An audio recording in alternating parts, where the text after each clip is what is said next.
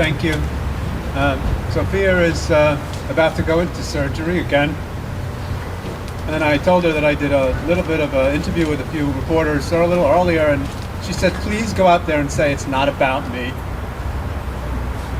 It's about the indigenous peoples and what's happening to them. And even though she's lying there with her arm pretty much blown off, she's focused on the fact that it's not about her. It's about what we're doing to our country, what we're doing to the native peoples, and what we're doing to our environment. She's going to have to undergo many surgeries. The doctor just said she may need as many as 20 surgeries over a very many months to have any hope of saving her arm and her hand. And obviously we'll be here with her every step of the way in prayer and support. It's unbelievable that governments are violently attacking citizens who are there peacefully in an attempt not to control the protest, not to save property, but to intentionally damage people, to hurt people on purpose so that other people won't come. I saw a post today on Facebook. Someone sent me a message saying, I was going to come, but my daughter won't let me. There's a mother who had a 20-year-old daughter. She said, look what happened to Sophia's arm. And she showed her the pictures. And thankfully, I haven't seen the pictures, but I understand that they're fairly horrific.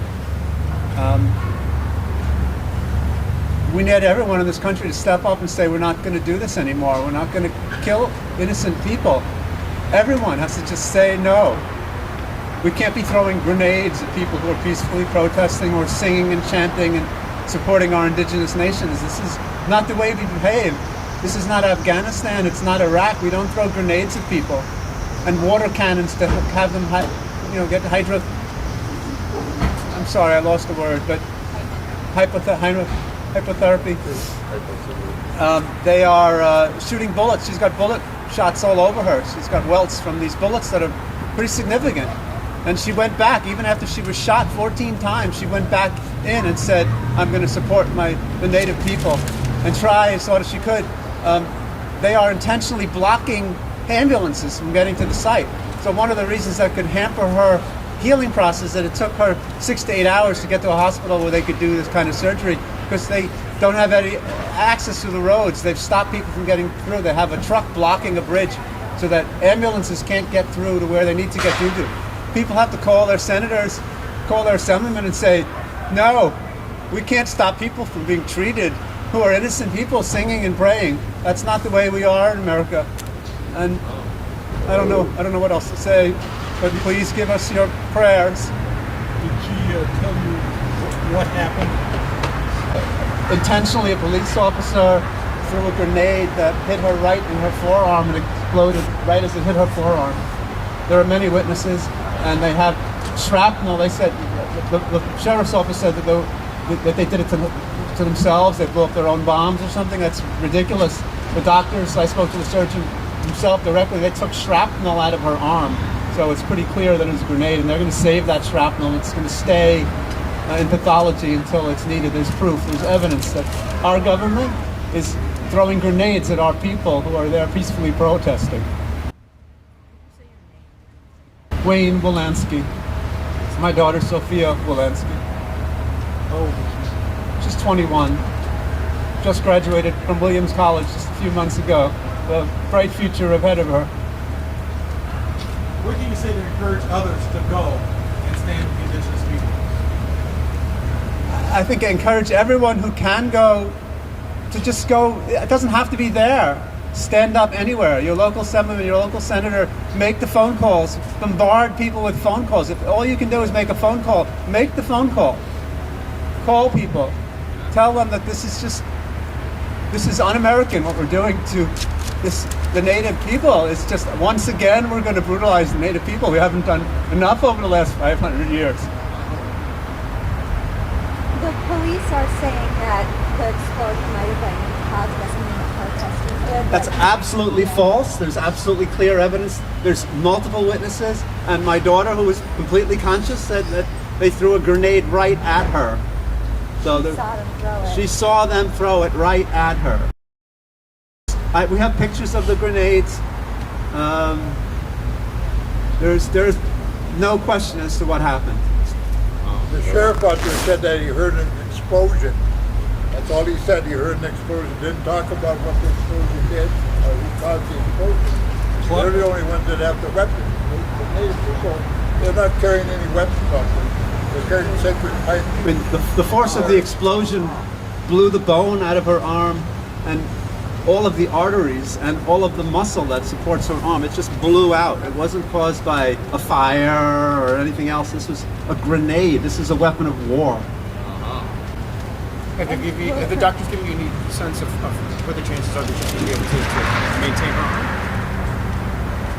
It's a very, very long process, and if she maintains the arm, she'll have very minor function with it.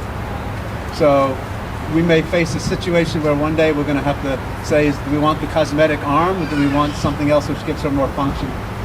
A very difficult decision, obviously, for a 21-year-old girl to look at her arm and think about. Clyde said you've been in earlier protests on this issue. Yes, she is very much against the fact that we are using fracked gas and that we're destroying the climate. I mean, obviously, everyone around the world, except apparently our president, knows, our next president, knows that climate change is real and devastating. And she's there trying to save the next generation and the next generation and the next generation. Just without planet Earth, we're not going to do very well. When Who did do you she hold arrive? responsible for her injuries? Who does she hold responsible for Who do you injury? hold responsible for her injuries?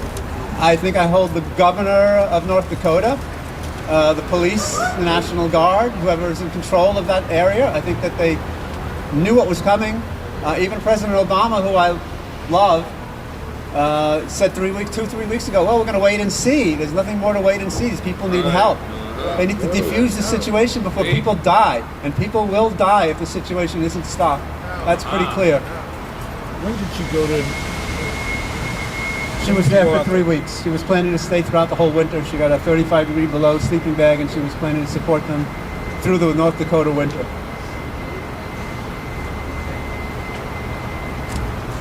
Is that all? There's a pipeline in New York where they're running a pipeline next to Indian Wells nuclear power plant. It's like 100 yards away. They're running a pipeline, which seems insane. So she protested that. And some other pipelines, frack gas pipelines in Massachusetts. And, you know, she's obviously very much in support of trying to limit the amount of fracked energy that's taken from the ground because we don't need it, and all it's going to do is create more and more havoc in the planet. How long is she expected to stay here at HCMC? I can't, no, weeks, perhaps months. She was airlifted here yesterday. She was airlifted here yesterday, yeah. I tried to rush her to a team that had vascular surgeons that could handle this kind of surgery, and like I said before, because of delays, it complicates the whole healing process. If she got here 3-4 hours earlier, it would have been a little bit better prognosis, I think. Can I stop?